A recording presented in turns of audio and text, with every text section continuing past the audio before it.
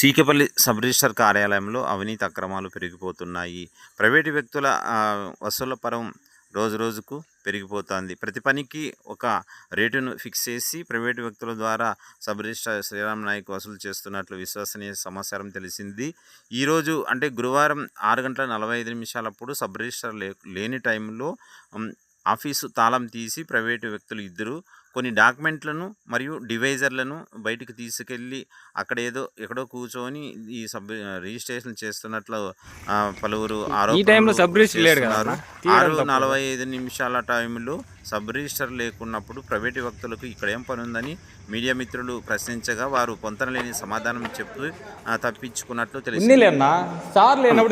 సాయంత్రం 6:40 sub register లేని టైంలో ఇక్కడ ఉన్నారు, ఈ కాగితాలు మీరు ఎందుకు తీసుకెళ్తున్నారని ఒక మిత్రుడు ప్రశ్నించినప్పుడు వారు లేని సమాధానం చెప్పి తప్పించుకున్నారు.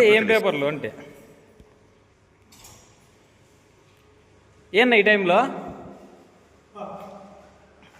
టైంలో షాప్ తీసినావు? రిజిస్టర్ ఆఫీస్ సార్ లేడు కదా, సబ్ రిజిస్ట్రారు, ఎందుకు తీసినావు అంటున్నా. అదే ఏం పని?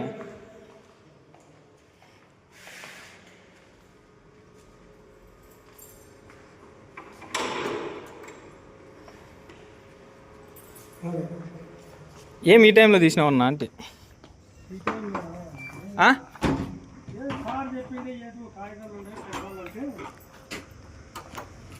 ఏం కాగితాలు?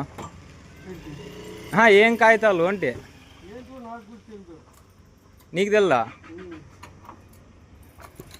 సారే కదా చెప్పిండేది.